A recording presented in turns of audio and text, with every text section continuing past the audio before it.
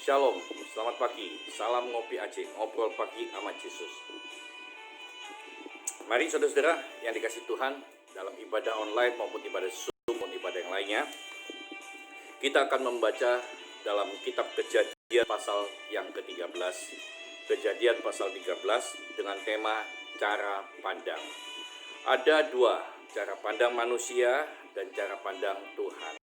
Cara pandang manusia kadang-kadang menyertakan egonya, kadang-kadang menganggap cara pandang dirinya adalah benar. Cara pandang orang lain dianggap tidak benar. Ada cara pandang manusia itu yang positif dan yang negatif.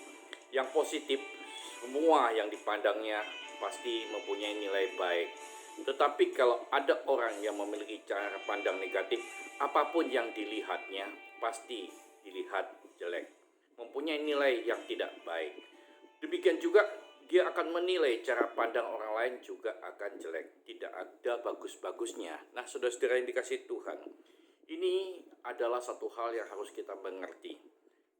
Bagaimana kita menyelami dalam kitab Kejadian 13 ini, kita diajarkan oleh Tuhan, ya, kita diberikan sebuah pilihan oleh Tuhan. Bagaimana engkau menentukan langkah hidupmu ini bersama dengan Tuhan atau tidak? Bagaimana engkau dalam hidup ini menyertakan Tuhan atau tidak? Bagaimana dalam hidup ini engkau mengindahkan cara pandang yang bagaimana? Mengindahkan cara pandang manusia atau mengindahkan cara pandang Tuhan? Nah, saudara-saudara yang dikasih Tuhan, kita akan melihat dalam Kejadian 13 ayat yang ke-10 dan 11. Lalu Lot melayangkan pandangannya dan dilihatnya lah bahwa seluruh lembah Yordan banyak airnya, seperti taman Tuhan, seperti tanah Mesir sampai ke Soar. Hal itu terjadi sebelum Tuhan memusnahkan Sodom dan Gomora.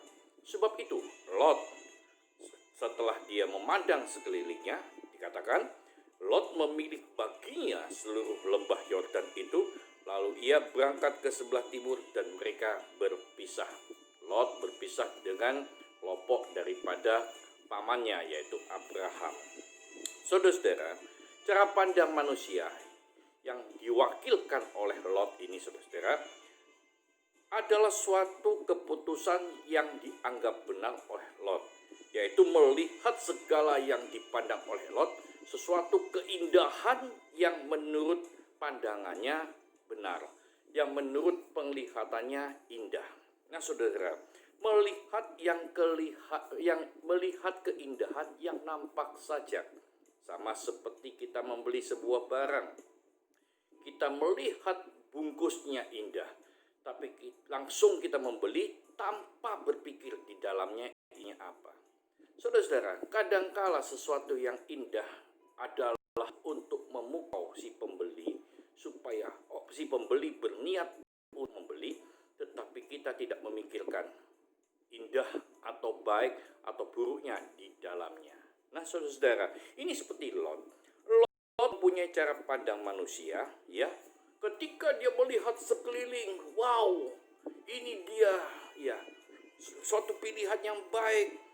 Saudara-saudara, Lot melihat seluruh lembah Yordan, indah, berumput, ya, dan bahkan dilihat oleh Lot seperti taman Tuhan, seperti, ya saudara, seperti taman Mesir. Nah, saudara, ini cara pandang manusia membandingkan sesuatu yang rohani dengan yang duniawi, membandingkan sesuatu yang seolah-olah dari Tuhan, membandingkan dengan sesuatu yang bukan dari Tuhan. Ini adalah cara pandang yang salah, cara pandang yang keliru. Kalau memang cara pandang Lot itu harus sesuai dengan Tuhan, ya sesuai dengan Tuhan. Jangan disangkut pautkan dengan tanah Mesir. Ingat saudara-saudara, ya, taman Tuhan pasti jauh sangat berbeda dengan taman Mesir. Taman Tuhan adalah taman yang dibuat oleh Tuhan. Taman Mesir adalah taman yang dibuat oleh manusia. Perbuatan Tuhan dengan perbuatan manusia sangat beda jauh, seperti tingginya langit dan bawahnya bumi, saudara-saudara. Nah, saudara-saudara yang dikasih Tuhan. Tapi cara pandang manusia yang dimiliki oleh Lot ini mencampur adukkan pemikiran rohani dengan pemikiran jasmani. Saudara-saudara, sebab itulah sesuatu yang rohani haruslah dipikirkan secara rohani. Kolose 3 dikatakan, ya berpikirlah perkara yang di atas, jangan yang di bumi. Kenapa? Karena beda. Tetapi Lot, saudara-saudara, dengan cara pandang ini kita dapat bisa menilai cara pandang Lot, pilihan Lot. Tidak ada isi berdoa. Tidak ada doa, tidak ada meminta petunjuk dari Tuhan. Tidak ada meminta nasihat dari Abraham. Tidak ada meminta nasihat dari keluarganya. Lot memutuskan sendiri. Dan keputusannya adalah seolah-olah dari Tuhan. Padahal tidak, saudara-saudara. Saudara-saudara, keputusan yang diambil oleh Lot dianggap benar. Dianggap suatu keputusan yang sejati, yang tidak ada salahnya. Tetapi ditulis ya di dalam sarang ya ditulis ya ada sebuah kehidupan yang diambil seperti sebuah sarang yang ada di dalam kehidupan Lot ya dibungkus dengan keadaan seperti burung yang ada dalam sangkarnya, ada dalam sarangnya, saudara-saudara. Ya, sarangnya ya membungkus sehingga burung itu hanya berdiam di dalam sarangnya, tidak mau keluar, artinya tidak mau meminta petunjuk dari apapun. Sehingga apa yang terjadi? Pilihan Lot adalah seperti pilihan yang tinggal di dalam sarang, tidak bisa mau keluar, tidak meminta nasihat Tuhan, tidak minta petunjuk Tuhan, tidak meminta nasihat dari Abraham dan lain sebagainya. Lot hanya terkungkung dalam sebuah sarang keindahan taman Mesir, keindahan pandangannya, keindahan pandangan Sodom dan Gomorrah sebelum Sodom dan Gomorrah dihancurkan, saudara-saudara. Nah, pilihan yang demikian yang dimulai dengan cara pandang pasti akan segera berakhir dengan tidak baik.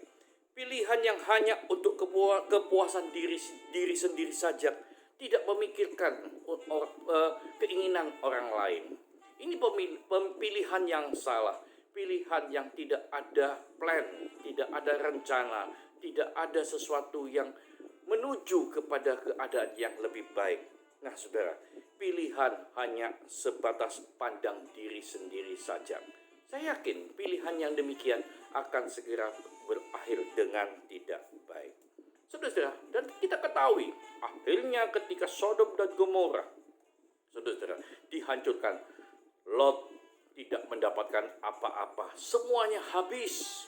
Istrinya bahkan menjadi tiang garam karena sudah menjadi kebiasaan hidupnya tidak mau menyertakan Tuhan. Ayat 14 dan 17. Ya, setelah Lot berpisah daripada Abraham, berfirmanlah Tuhan kepada Abram, pandanglah sekelilingmu dan lihatlah dari tempat engkau berdiri itu, ke timur dan barat, utara dan selatan. Sebab seluruh negeri yang kau lihat itu ya, akan kuberikan kepadamu dan kepada keturunanmu untuk selama-lamanya. Saudara-saudara, Tuhan mengajarkan kepada Abraham untuk memiliki cara pandang Tuhan. Cara pandang Tuhan adalah luas. Tuhan menyuruh Abraham untuk melihat ya ke timur, ke barat, ke utara, ke selatan. Supaya Abraham memiliki wawasan yang luas, memiliki cara pandang Tuhan yang tidak terbatas. Ketika Abraham mengikuti caranya Tuhan, Abraham tidak bisa mampu melihat ke depan, tidak bisa mampu melihat future-nya Tuhan, hari depannya Tuhan yang Tuhan sediakan untuk Abraham. Abraham hanya sebatas ketika dia menengok mungkin hanya padang gurun, ya, ke timur padang gurun, ke barat padang gurun, ke utara padang gurun, ke selatan mungkin padang gurun. Tetapi di balik padang gurun itu, kalau Tuhan yang menyuruh Abraham melihat, kalau Abraham juga mengikuti cara pandang Tuhan, maka ada padang rumput hijau yang ada di balik padang gurun itu. Di ujung padang gurun itu ada kebahagiaan. Di ujung padang gurun itu ada berkat Tuhan. Di pinggiran padang gurun itu ada mujizat-mujizat Tuhan. Nah, saudara-saudara yang dikasihi Tuhan, cara pandang Tuhan jauh beda dengan cara pandang manusia. Saudara-saudara, janganlah kita memiliki cara pandang yang hanya sejengkal tangan saja, tetapi milikilah cara Tuhan yang berlaksa-laksa kilometer di depan kita. Maka Tuhan akan menyediakan yang terbaik. Lalu saudara-saudara, Abraham dengan percayanya yang luar biasa kepada Tuhan, mengikuti apa yang diinginkan Tuhan. Melaksanakan apa yang diperintahkan Tuhan kepada dirinya. Abraham, saudara-saudara yang dikasihi Tuhan, Abraham memindahkan kemahnya. Dalam ayat yang ke-18 disebut, sesudah itu Abraham memindahkan kemahnya dan menetap di dekat pohon-pohon terbantin Mamre, dekat Hebron. Lalu didirikannya mezbah di situ bagi Tuhan. Saudara-saudara yang dikasihi Tuhan, Abraham menindaklanjuti apa yang dimaui oleh Tuhan. Abraham menurut rencana Tuhan. Abraham menuruti cara pandang Tuhan. Apa yang terjadi, saudara-saudara? Abraham memindahkan kemahnya, tidak ada dalam zona nyaman. Dia melangkahkan kakinya menuju caranya Tuhan. Nah, saudara, dan yang terpenting dalam kehidupan Abraham dengan Tuhan ialah ketika Abraham mengikuti cara pandang Tuhan, melangkahkan kaki imannya, melangkahkan kehidupan rohaninya bersama dengan Tuhan, melangkahkan membawa seluruh keluarganya dan seluruh siapapun yang mengikutinya dengan caranya Tuhan. Saudara, Abraham mengajarkan kepada keluarganya, Abraham mengajarkan kepada pengikut-pengikut dia yang ada dalam kemah-kemahnya, saudara. Ayo kita ikuti cara pandang Tuhan. Tetapi yang luar biasa, Abraham mengajarkan juga dalam ayat yang ke-18 disebut, lalu didirikannya mezbah di situ bagi Tuhan. Abraham mendirikan mezbah, memberikan ucapan syukur, memberikan penyembahan dan persembahan kepada Tuhan. Ini yang menyenangkan hati Tuhan. Ini yang membuat Tuhan menuntun Abraham. Ini yang membuat Tuhan membimbing Abraham untuk berjalan terus. Ini yang membuat Tuhan melindungi Abraham. Ini yang membuat Tuhan betul-betul hatinya menjadi milik Abraham, saudara-saudara.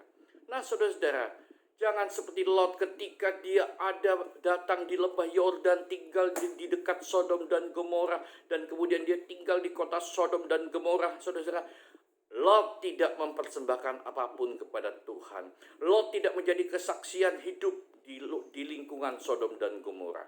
Tetapi Abraham memiliki kesaksian hidup dengan mendirikan mezbah ucapan syukur kepada Tuhan. Saudara-saudara, ketika engkau memiliki cara pandang Tuhan, lalu Tuhan menggenapi segala-galanya apa yang engkau ambil langkah, saudara, dirikanlah mezbah Tuhan, berikanlah ucapan syukur kepada Tuhan, karena disitulah Tuhan berkenan. Tuhan akan selalu mewujudkan segala langkah kehidupan kita. Nah, saudara-saudara, saya percaya kita akan melangkahkan hidup kita bersama dengan Tuhan. Milikilah cara pandang Tuhan. Kalaupun kita memiliki cara pandang sendiri, mintalah pada Tuhan, mintalah petunjuk, supaya cara pandang kita sesuai dengan cara pandang Tuhan.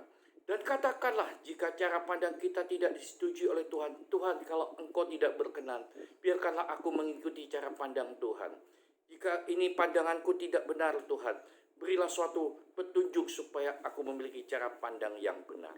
Dan pasti Tuhan mau melakukannya. Saudara-saudara dikasih Tuhan, mari. Langkah hidupmu adalah langkah yang luar biasa. Ambillah langkah dalam penyertaan Tuhan. Ambillah langkah dalam pengucapan syukur kepada Tuhan. Karena disitulah Tuhan akan menyertai engkau. Ya, saudara-saudara dikasih Tuhan, Tuhan akan memberikan cara pandang yang benar dalam kehidupanmu. Tuhan akan memberikan cara pandang yang mulia, yang penuh dengan berkat-berkat dan mujizat dari Tuhan. Langkahkan, buatlah kemah, berjalanlah bersama dengan Tuhan, lalu mengucap syukurlah dalam mezbah Tuhan yang luar biasa. Yesus Kristus Tuhanmu akan membimbing kita semua. Tuhan yang luar biasa, yaitu Yesus Kristus. Tuhan yang selalu Immanuel. Tuhan yang selalu menyertai saya dan saudara. Tuhan Yesus memberkatimu. Langkah-langkah hidupmu akan selalu diberkati Tuhan. Haleluya. Salam ngopi aja, ngobrol pagi sama Yesus. Tuhan memberkatimu.